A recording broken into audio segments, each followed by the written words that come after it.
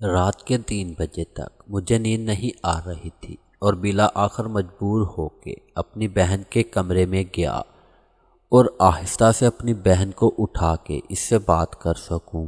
اور میں اس کے کمرے میں آیا تو ہلکی سی روشنی والی لائٹ چل رہی تھی، میری ساری بہنیں سو رہی تھی اور پھر میں نے اپنی بہن کو دیکھا تو کمرے میں نہیں سو رہی تھی۔ میں بڑا حیران ہوا کہ میری بہن رات کے اس وقت کہاں جا سکتی ہے۔ میں باہر صحن میں آیا، ہمارا باتھ روم باہر صحن میں بنا ہوا تھا۔ باتھ روم کے قریب آیا تو مجھے ہلکی سی سرگوشی کی آواز آ رہی تھی۔ میں نے باتھ روم کے قریب کے آ کے سنا تو وہ میری بہن کی آواز تھی جو کسی کو کہہ رہی تھی کہ جلدی کرو ورنہ کوئی آ نہ جائے، اور کوئی بندہ بول رہا تھا کہ رات کے 3 بج رہے ہیں، اس وقت کون آئے گا، تم پریشان نہ ہو، مجھے سکون کے ساتھ کرنے دو۔ پھر میں نے باتھ روم کا کوئی سراغ ڈھونڈنے لگا تاکہ میں اندر ان دونوں کو دیکھ سکوں کہ آخر اندر چل کیا رہا تھا۔ پھر باتھ روم کے روشن دان سے جب میں نے اندر دیکھا تو وہ دونوں ایک دوسرے کو سکون دے رہے تھے۔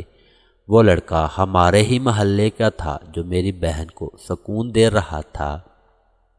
مجھے کافی غصہ آیا، میں پریشان ہوا کہ کیا کروں، اور پھر میرے دماغ میں ایک ترکیب آئی۔ میں واپس باتھ روم کے مین دروازے میں آیا اور ہلکے سے کہا، کنیز، مجھے پتہ ہے تم اندر ہو، تمہارے ساتھ کوئی اور بھی ہے، مجھے معلوم ہے، یہ پتہ ہے کہ تم لوگ اندر کیا کر رہے ہو۔ تم دونوں کی بلائی اسی میں ہے کہ آہستہ سے دروازہ کھولو، گھر میں کوئی شور سن کے جاگ نہ جائے، اور شور مت کرنا۔ میری بہن کی اندر سے آواز آئی، بھائی آپ کی غلط فہمی ہوئی ہے، میں واش روم میں ہوں، آپ کیوں آئے ہیں، جائیں آپ۔ میں نہیں کہا، مجھے جھوٹ بولنے کی ضرورت نہیں، میں نے دیکھ لیا ہے، یہ علی ہے، آوارہ سا لڑکا، اس کے ساتھ تم رنگ رلیاں منا رہی تھی، تمہاری بلائی اسی میں ہے کہ دروازہ کھولو ورنہ میں امی اور ابو کو اٹھا کے آ جاؤں گا۔ پھر بہن نے کہا، اچھا بھائی آپ کسی کو نہ اٹھا کے لائیں، میں دروازہ کھول رہی ہوں۔ اور پھر آہستہ آہستہ اس نے دروازہ کھولا اور لڑکا علی وہاں سے بھاگنے کی کوشش کرنے لگا۔ میں نے کہا، خبردار علی، جو تم یہاں سے ہلے بھی، اور وہ رکا رہا اور میری بہن بھی۔ پھر میں نے بہن سے جھوٹ موٹ کا غصہ کیا کہ مجھے خیر پہلے شک تھا اپنی بہن پہ کہ وہ شاید کسی کے ساتھ اس کام میں ملوث ہے، لیکن آج میں نے رنگے ہاتھ اسے پکڑ لیا، اس کے پاس مکرنے کا کوئی چارہ نہیں تھا۔ پھر بھی میں نے کہا کہ کب سے چل رہا ہے تم دونوں کے بیچ، اور پھر میں نے اپنی بہن سے کہا کہ تم تو بڑا کہتی تھی کہ اپنے شوہر سے محبت کرتی، اسی لیے میں نے دوسری شادی نہیں کر سکتی، پر یہ کام تو تم بڑے شوق سے کر رہی ہو۔ پھر میری بہن مجھ سے کہنے لگی، بھائی جو کچھ بھی ہوا انجانے میں ہوا، میری اس میں کوئی غلطی نہیں، مجھے معاف کر دو اور یہاں سے چلے جاؤ۔ میں نے کہا، نہیں، آج تم ہاتھ آئی ہو، میں اتنی آسانی سے نہیں چھوڑوں گا، نہیں۔ پھر اس نے کہا، بھائی تم کیا چاہتے ہو، خدا کا واسطہ ہے مجھے جانے دو، امی اور ابو کو پتہ چل گیا کہ میں علی کے ساتھ بھی تو مجھے جان سے مار ڈالیں گے، پلیز میرے ساتھ ایسا ظلم نہ کرو، میرا پردہ رکھ لو۔ پھر میں نے کہا، اچھا تم اس علی کو بھگاؤ، میں تم سے اکیلے میں بات کرنا چاہتی ہوں۔ شاید علی پہلے سے ہی بہت ڈرا ہوا تھا، وہ یہ سنتے ہی باہر چلا گیا، اس نے میری بات بھی نہیں سنی۔ اور پھر میں نے اپنی بہن کو پکڑ لیا، میں نے کہا، جو تم یہ کام اس کے ساتھ کر رہی تھی، چلو باتھ روم کے اندر میرے ساتھ بھی کرو۔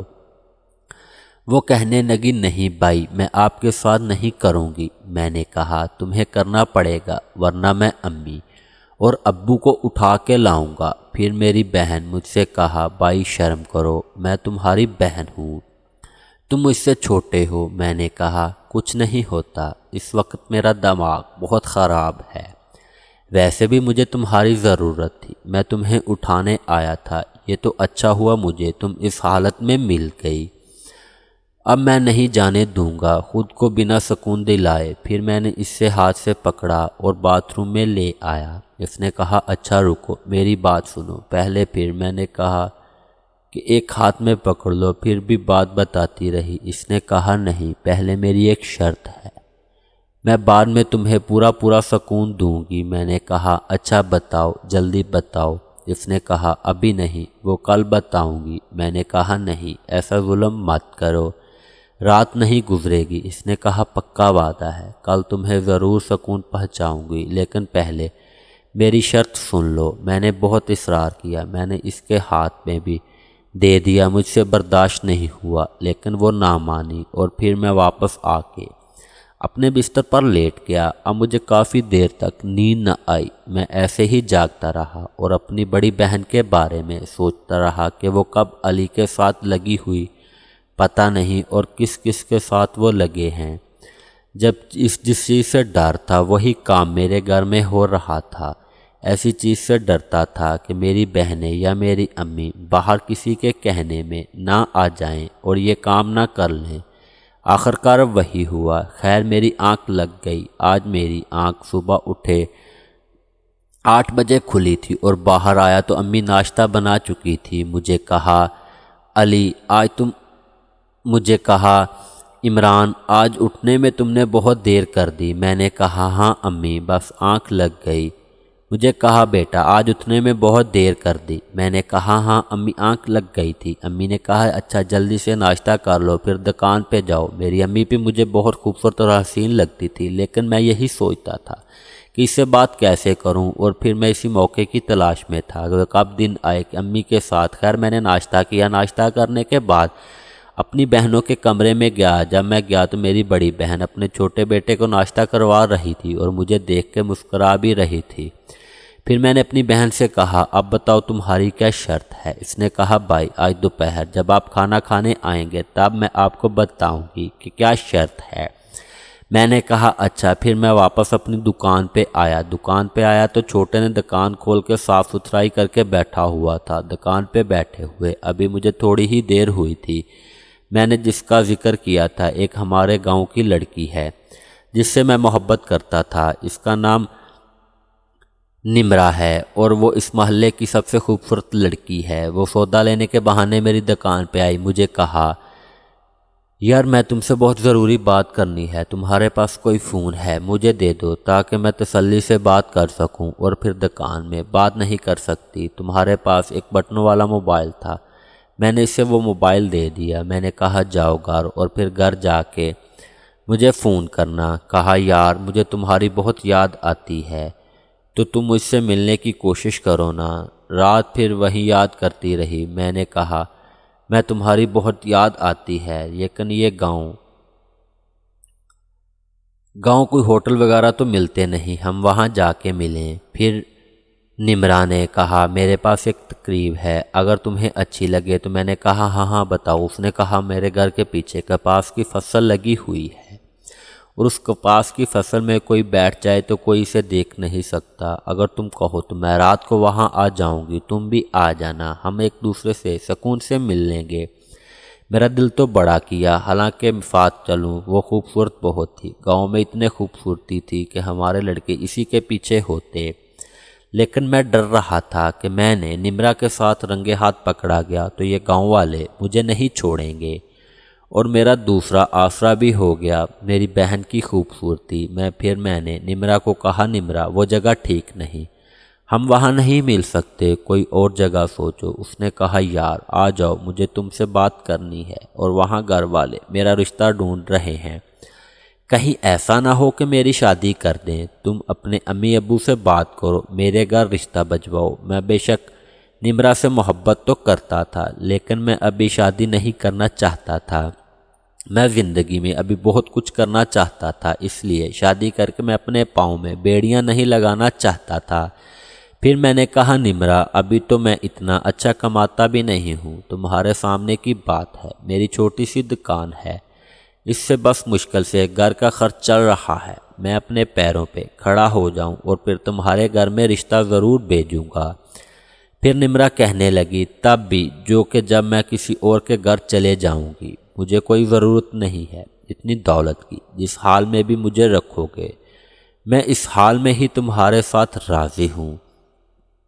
یار خدا کے لیے وہ تمہارے بغیر نہیں رہ سکتی۔ حالت کچھ میری بھی ایسی تھی، نمرہ سے شاید میں سچی محبت کرتا تھا، دل تو میرا چاہتا تھا کہ میں شادی کر لوں، لیکن میں نے کہیں اسے دیکھا تھا کہ وہ جلد بازی میں شادی کر لیتے ہیں اور پھر کمانے کے لیے ان کو باہر جانا پڑتا ہے، ان کی عورتیں یہاں اکیلے کسی اور کے ساتھ۔ اس لیے میں نے سوچا کہ میں تب تک شادی نہیں کروں گا، اگر کروں گا تو میں اپنی بیوی کو ساری زندگی ہمیشہ اپنے ساتھ ہی رکھوں گا۔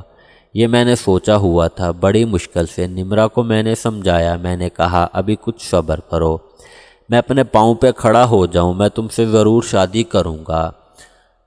اور نمرا کہنے لگی اچھا ٹھیک ہے، تم رات کو اس فصل میں آنا، میں تمہارا انتظار کروں گی۔ میں نے کہہ لیا آج تو نہیں، ہاں میں ضرور بتاؤں گا۔ اس نے کہا اچھا یار تمہارے پاس کوئی چھوٹی سی تصویر ہوگی، میں اسے ہمیشہ اپنے سینے سے لگا کے رکھوں گی، مجھے جب بھی تمہاری یاد آیا کرے گی میں اسے دیکھا کروں گی۔ اصل میں جو گاؤں کی محبت ہوتی ہے وہ ہوتی اتنی شدید ہے، گاؤں کی لڑکی جب بھی ایک بار کسی کے ساتھ محبت کرتی ہے تو پھر وہ سچے دل سے کرتی ہے۔